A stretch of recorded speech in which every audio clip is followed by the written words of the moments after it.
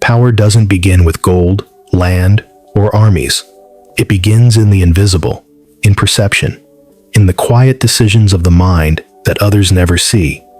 Every empire, every dynasty, every fortune ever built was first an idea, a whisper that became a law, a conviction that reshaped how men moved. Machiavelli understood this better than anyone. He never worshipped wealth itself. He studied the architecture of control behind it. Because what good is gold if your enemies can dictate its value? What use is abundance if it lives inside another man's system? True wealth, he believed, was not possession, it was position. And position is psychological long before it becomes material. The modern world has forgotten this.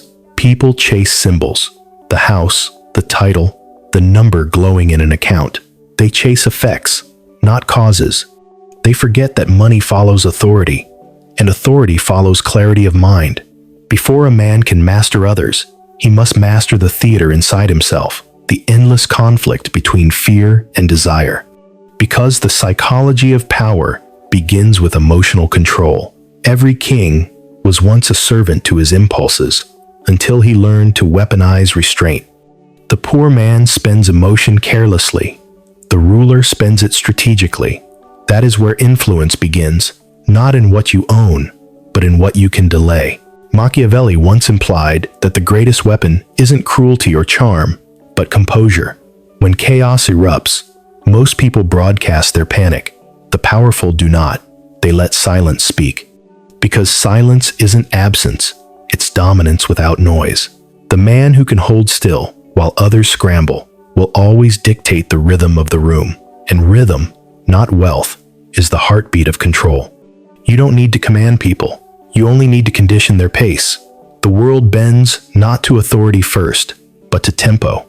If you can set the tempo of minds, wealth will orbit you naturally. But let's go deeper. Power, in its purest form, is psychological gravity, the invisible field that makes others unconsciously adjust to your presence. It's not charisma. It's not aggression. It's the unspoken belief that you don't need anything from anyone. That subtle, inner independence is the source of all outer influence. People obey the ones who seem least dependent on their approval. This is why Machiavelli warned, never crave acceptance. The moment you do, you surrender the crown before you even wear it. True rulers are not driven by the desire to be understood. They are driven by the need to remain unmoved. The world interprets that stillness as superiority, and in a way, it is. The psychology of infinite power requires an inversion of instinct.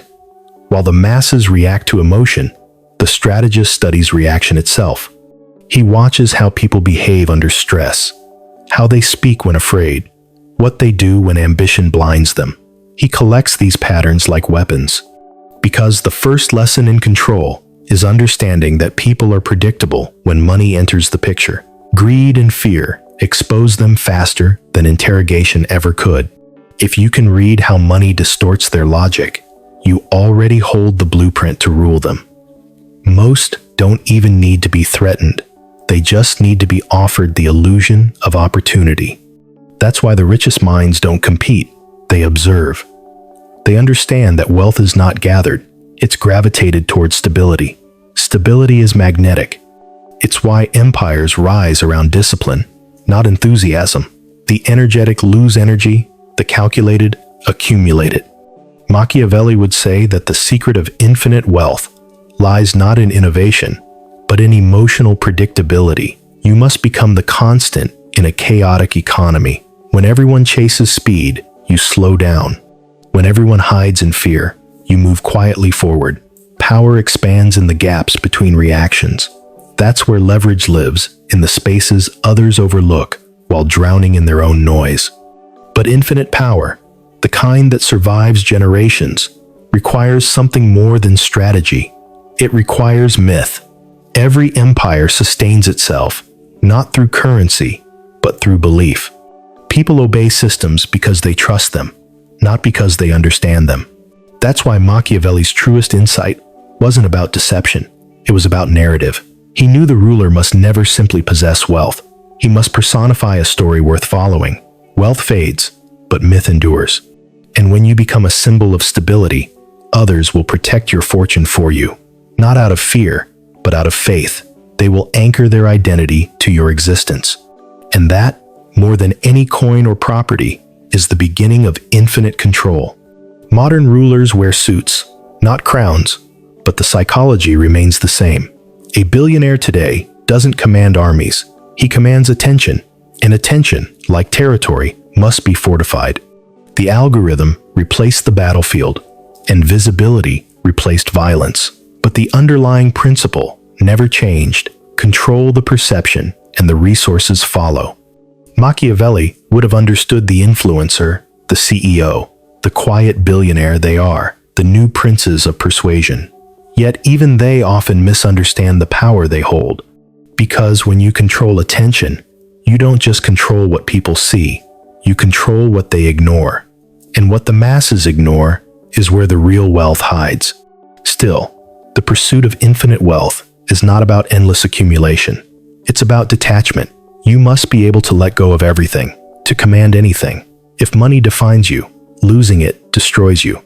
But if discipline defines you, money becomes a renewable force, an energy that obeys you, not owns you. This is why Machiavelli's Eternal Code begins in the mind. Before you can multiply wealth, you must subtract weakness. The man who cannot walk away will never be free. The mind addicted to possession cannot perceive abundance. It can only hoard. Power cannot flow through the fearful, it stagnates there. To be infinite, you must become untethered. There's a reason the greatest rulers moved like ghosts. They appeared when needed, disappeared when secure, spoke rarely, and listened always.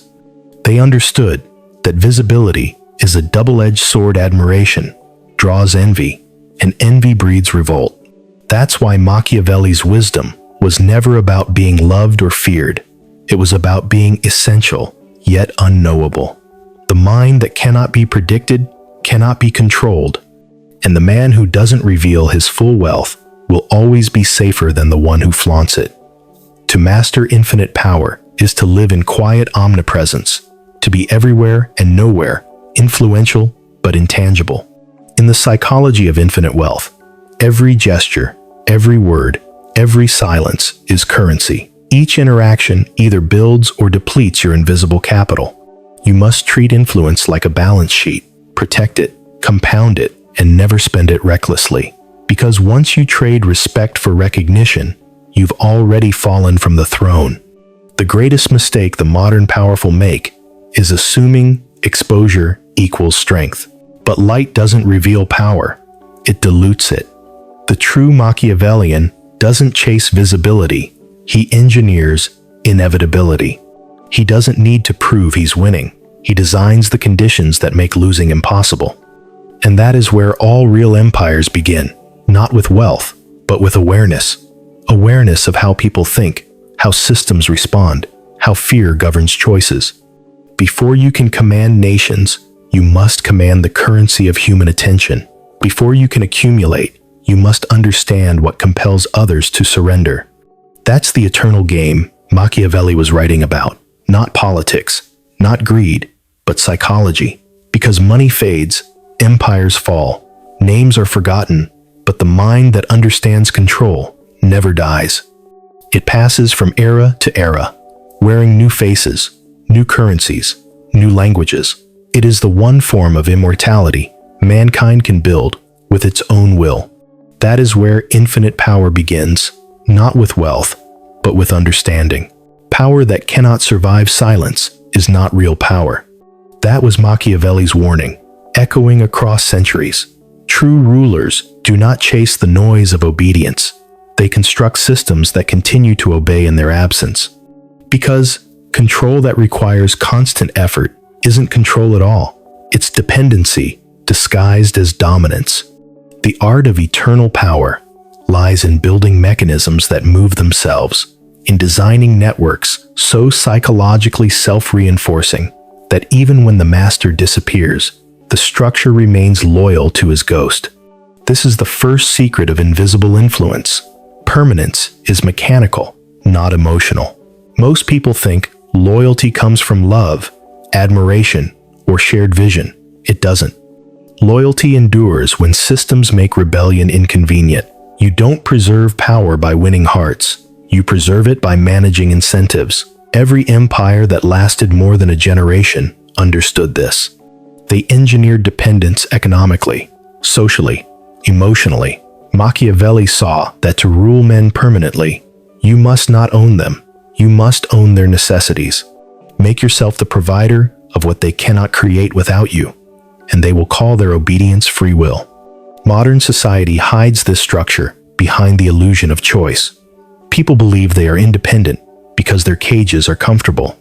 They believe they are free because they can choose between 10 brands of the same product, 10 jobs under the same hierarchy, 10 lifestyles designed by the same algorithms.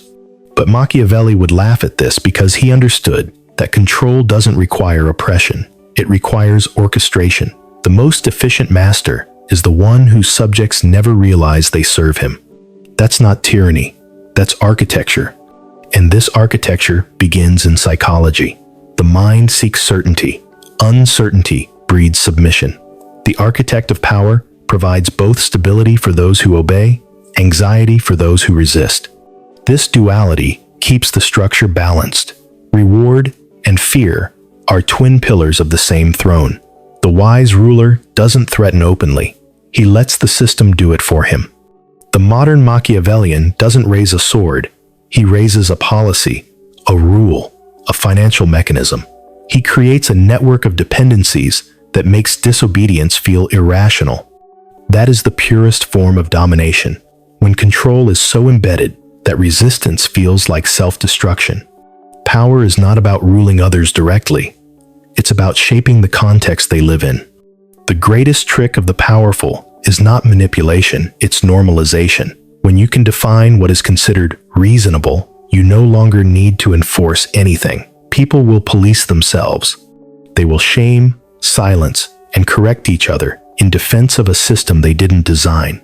Machiavelli would call this the holy grail of control, when society itself becomes the enforcer. That's why he believed the ruler must never focus on maintaining fear, but on maintaining belief, because belief builds self-regulation. And self-regulation, multiplied across millions, is indistinguishable from loyalty. Now, to maintain this belief, the ruler must master symbolic economics. Symbols control perception, and perception directs value. Money, titles, awards, privileges, these are not rewards, they are reinforcements of hierarchy. A coin doesn't need to be made of gold if everyone believes in its weight. The wise ruler doesn't hoard symbols. He distributes them strategically to shape behavior. This is why corporations have bonuses, nations have medals, religions have salvation. They're all currencies of compliance, designed to reward conformity and punish doubt. Control the symbols, and you don't need to command behavior, you predict it. But what separates temporary rulers from eternal ones is understanding how to remain invisible inside your own system. Once people know where power originates, they will eventually try to challenge it. That's why every lasting empire disguises its architects. It gives faces to figureheads and builds legends around replaceable icons. The system must always appear larger than the man who built it. That's how control transcends generations. The king dies, but the crown continues to command. The CEO resigns, but the corporation still grows. The priest fades, but the church remains sacred. The architecture of control must always outlive the builder. Otherwise, the moment he breathes his last, so does his empire. Machiavelli understood this through observation, not cynicism. He saw that men who rule openly are assassinated by envy, while those who rule through proxies are immortal. The most dangerous position is at the center of admiration. The safest is behind the mirror, unseen but reflected in everything. The visible ruler manages ceremony. The invisible one manages cause and effect. When power becomes distributed but directed, it becomes unstoppable, because no one knows where to aim their rebellion. In the psychology of infinite power, this concealment is not cowardice, it's insulation. Visibility is a liability. The modern obsession with exposure, with personal branding, with being seen is the death of strategic dominance. The more people see you, the more they can define you. And what they can define, they can predict. The ruler must never be predictable. Predictability is vulnerability masquerading as authenticity. The quiet ruler, the unseen investor, the silent founder, they hold the true scepter. They can vanish and still move the board. They can be forgotten and yet remain essential. To be forgotten yet indispensable, that is the highest form of control. The architect of wealth applies this same principle to economics. Money should flow like a river whose source no one can trace. You let people drink from it, profit from it, depend on it, but never know how it is replenished. That mystery keeps them cautious. Transparency is a modern myth, sold as virtue but used as surveillance. The wise do not demand transparency from those above. They demand it from those below. To reveal your structure is to expose your vulnerabilities. The more others understand how you move, the easier it is to contain you. Machiavelli would say, explain nothing, demonstrate everything. Let results be your language, because words invite debate, results silence it. And yet, even the greatest system decays without renewal. Eternal power requires adaptation disguised as consistency. The structure must appear timeless while evolving in secret. This is why the true ruler studies disruption not to fear it, but to absorb it. When revolutions come, he funds both sides. When technology shifts, he controls the infrastructure. When ideologies change, he owns the narrative. He doesn't resist change. He redefines it, because the only way to remain eternal is to become the context itself. People cannot overthrow what they believe is inevitable. This is the paradox of infinite wealth. It thrives not on expansion, but on disappearance. The richest empires are not the ones seen on screens, but the ones hidden in supply chains, patents, black markets, and quiet monopolies. The rulers of this century are not kings. They are systems designers. They write code, not decrees.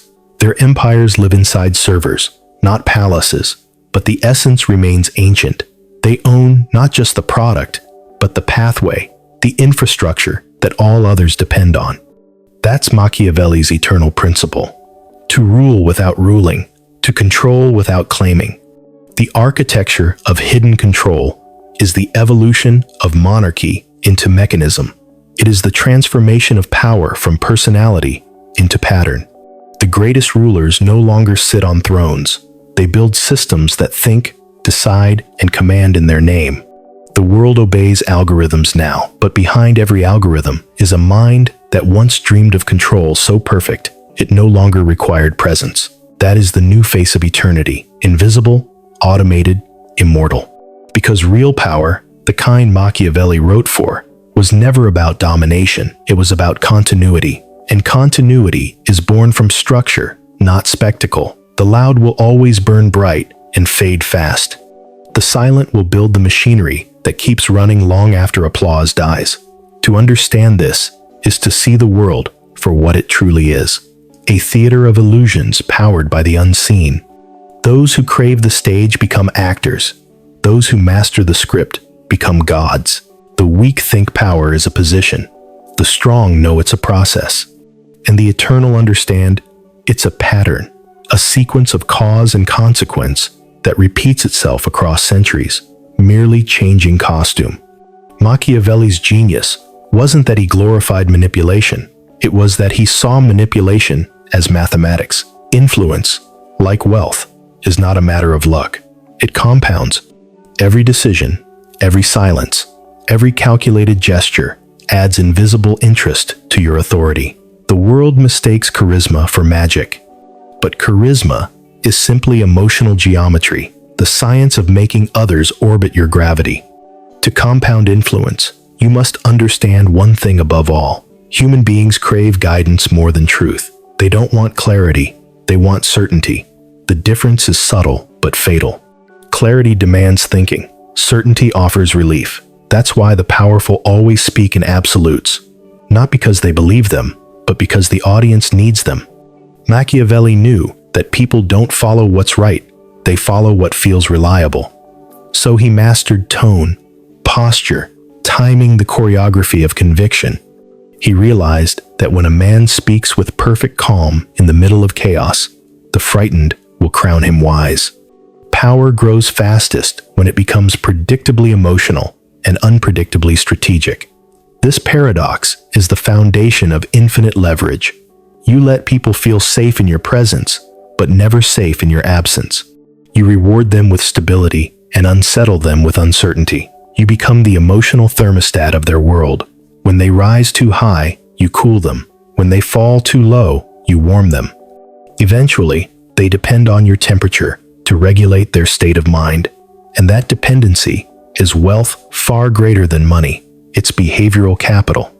In the psychology of influence, timing is the currency of kings. The average man reacts. The strategist waits. The ruler delays. Every pause, every withheld response is a form of taxation. The more someone wants your answer, the more valuable your silence becomes. Machiavelli understood that power expands not by movement, but by momentum management. You don't need to act faster than others. You need to let them exhaust themselves first. The one who controls when events happen eventually controls what those events mean, because meaning is temporal. The same act performed too early is folly, too late is failure, but perfectly timed, it becomes destiny. That's why patience is not weakness, it's weaponization of time. The impatient spend effort, the patient accumulate tension, and tension, when released precisely, changes worlds.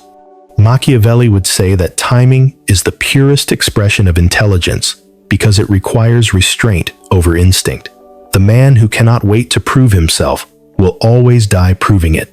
The one who lets others reveal themselves first writes history, because every reaction you provoke in others becomes a reflection of their weakness and a resource for your next move. Influence grows through observation more than through action. The powerful act last, but their decisions echo longest. Now, let's speak of emotion, the fuel of all power structures. You cannot control people through logic. Logic merely explains. It never commands. Emotion, however, bypasses reason and lodges itself in the spine of decision-making.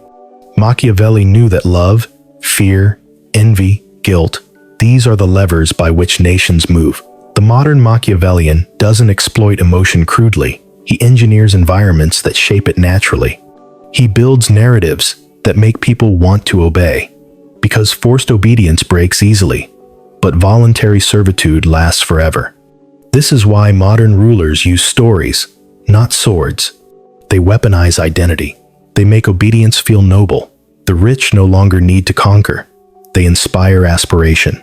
You don't need to chain a man who's proud of his cage. He'll decorate it himself. Machiavelli would marvel at the brilliance of this new order, the self-imposed hierarchies of status, taste, and belonging that control behavior without command. Every advertisement, every trend, every ideology is a miniature principality governed not by armies, but by emotion. Control the narrative, and you control the collective heartbeat. But to compound influence infinitely, you must master emotional transference, the art of making others feel what benefits your agenda while believing it came from within. This requires empathy without attachment, the ability to enter another person's mental framework, rearrange the furniture of their perception, and leave quietly before they notice the change. The greatest persuaders are not talkers, they are mirrors. They reflect back what others most want to see: competence, care, or validation, and then use that reflection to direct behavior. This is how power becomes invisible, when people act in your interest while believing it was their own idea. Leverage is built on this misunderstanding. Every relationship, personal or political, contains a silent negotiation of dependency.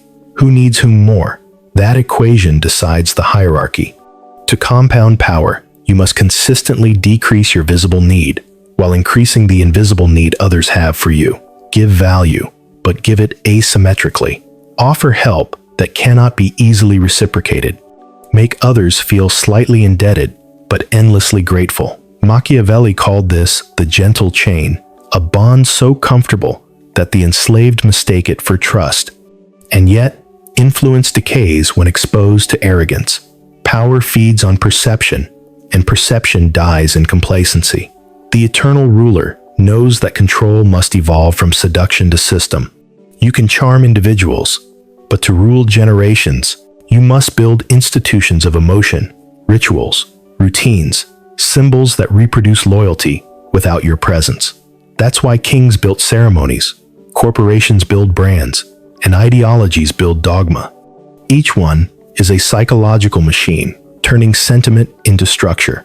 When your influence becomes systemic, it becomes self-sustaining.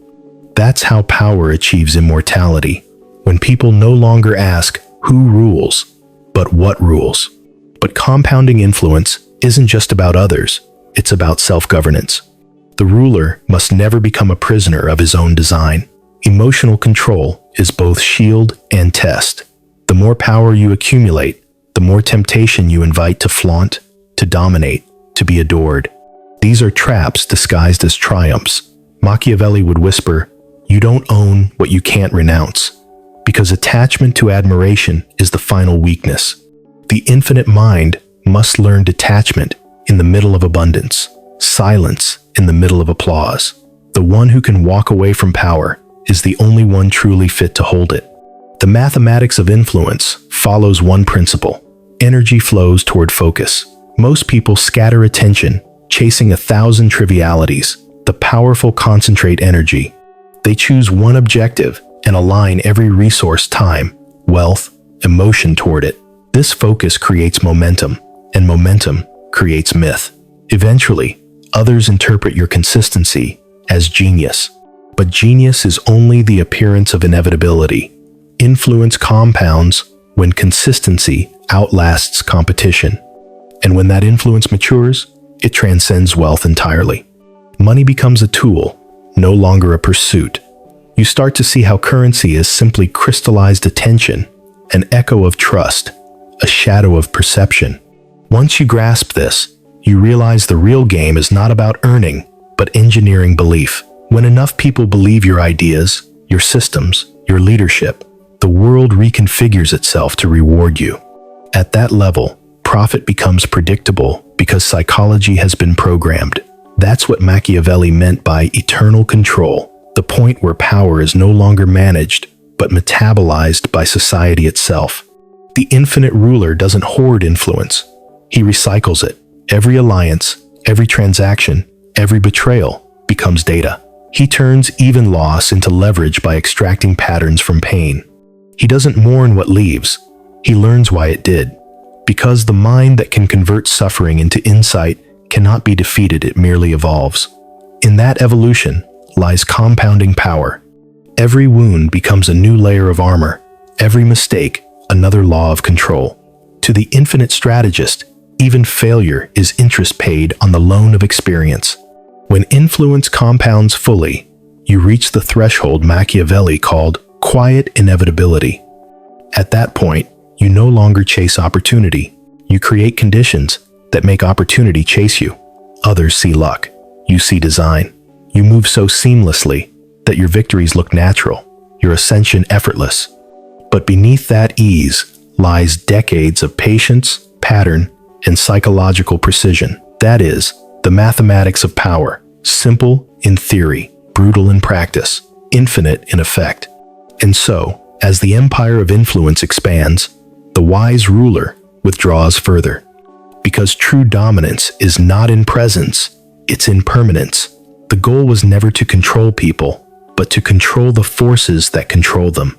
Emotion, time, desire, belief. These are the currencies of eternity. Once you command those, the world can do nothing but orbit your silence. Every empire ends in dust. Every name fades. Every monument erodes beneath the rain of time. Yet, power, true power does not die. It only changes its vessel. That was Machiavelli's final whisper to those who sought dominion beyond the limits of flesh. The body can rule for decades, but the idea can rule for centuries. The tyrant fears death. The strategist designs for it. To achieve infinite power, one must cease to identify with the throne and begin to identify with the structure that the throne sustains. The ruler must not be a man, but a mechanism, a living principle that continues through those who believe, obey, and imitate. Immortality begins the moment control no longer requires presence. When the system you've built continues to function flawlessly without your intervention, you have transcended mortality. The hands can fall away, but the machinery spins on. This is the Machiavellian dream, not to be worshipped, but to be indispensable, not to be loved, but to be inevitable. The infinite ruler doesn't crave legacy and memory. He craves it in continuation. He knows that remembrance is fragile, but function endures. It's not the statue that matters. It's the system that feeds the next generation while whispering your logic into their decisions. Most fail to achieve eternity because they mistake survival for permanence. Survival is the animal instinct, the desperate, clutching at existence. Permanence is architectural. It requires precision, not passion. The infinite strategist asks, what can I build that cannot be undone by emotion, rebellion, or time? The answer is always the same. Build minds, not monuments. Shape belief, not borders. The true empire is not drawn on maps.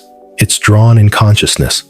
Machiavelli understood that if you can plant an idea that outlives its author, you have achieved divinity disguised as influence. But to reach this level, one must confront the ultimate paradox. To become eternal, you must disappear. The final stage of power is self-erasure. Visibility, which once served as magnetism, becomes corrosion. The ruler who cannot detach from his own myth will be devoured by it. History is full of conquerors who mistook presence for permanence, Caesars who believed the world could not breathe without them. Yet, the invisible forces they unleashed, law, governance, commerce, narrative, outlived them all. That is the alchemy of eternity, the transmutation of ego into system. The transformation begins in the mind. The finite ruler says, "This is mine." The infinite ruler says, "This exists because of me." The difference is profound. Ownership binds you to decay. Creation frees you from it. When your identity merges with the structure itself, there's no need to cling to control. You are control.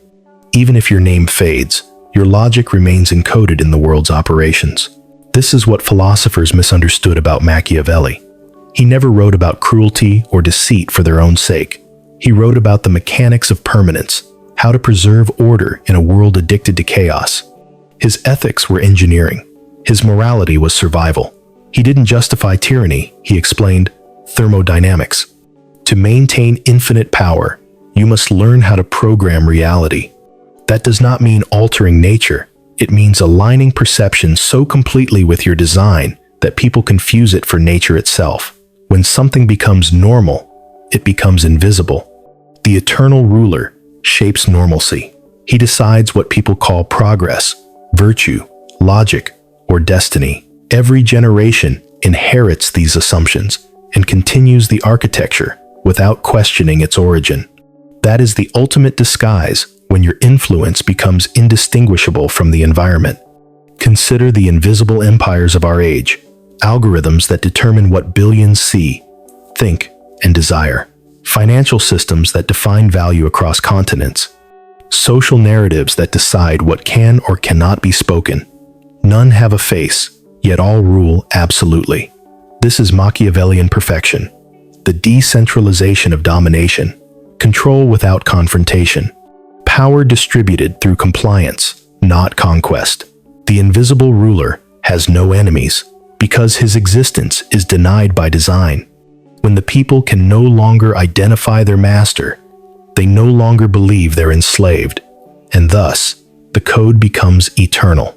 But immortality requires not just structure, it requires renewal. Even systems decay unless they can regenerate. The infinite mind builds cycles into its own designed feedback loops that adapt without external intervention. Every disruption becomes fertilizer, every rebellion a recalibration. The structure that survives forever is not rigid, it's elastic. It bends, absorbs, and evolves. Machiavelli's code was never about static control. It was about perpetual adaptation under the illusion of stability. He taught that the ruler must always appear consistent while secretly evolving faster than those who observe him. To outlast time, one must move with it while pretending to stand still. In the psychology of infinite wealth, this principle manifests as fluid ownership. The wise ruler doesn't possess assets. He possesses influence over assets. He doesn't hold money. He holds the motion of money. He doesn't own institutions. He owns the dependence those institutions have on his system. That's why true wealth never fears inflation, regulation, or revolution. It simply shifts shape. When one currency dies, it reincarnates as another. When one empire falls, the infrastructure migrates. The eternal ruler is not trapped in form. He is the pattern itself. And yet, with all mastery, comes the danger of stagnation. Eternity is meaningless without evolution. To remain infinite, the ruler must preserve curiosity even when he owns everything. He must study change with the same hunger he once studied power. Because the moment he stops learning, the system begins to fossilize around his old logic. Machiavelli's true successors understand this. Immortality is not repetition, it's reinvention under continuity. The infinite ruler writes new codes in the language of old stability. He evolves invisibly, just as empires quietly shift ideologies while keeping their flags unchanged. There comes a moment in the journey where power no longer feels like victory, but like silence. When every piece on the board moves according to your unseen hand, the thrill fades. The master sees the futility of control for control's sake. Here lies the final test. Can the ruler let go without collapsing the empire? If he can, he becomes eternal. If he cannot, he dies with his throne. The ultimate Machiavellian victory is self-liberation, the transcendence of control itself. To build systems so perfectly balanced that they require no ruler. To design harmony that no longer depends on dominance. This is where power ceases to be domination and becomes design. The infinite ruler doesn't seek to rule others. He seeks to perfect the system so that it rules itself. This is the sacred paradox of eternity. You master power only to abolish the need for it. The final ruler is not a conqueror, but a creator. Not a tyrant, but an architect. Not a god demanding worship, but a principle woven into the universe. Machiavelli's code, stripped of its misinterpretations, is not about cruelty. It's about order, about the psychology of structure, about transforming chaos into coherence.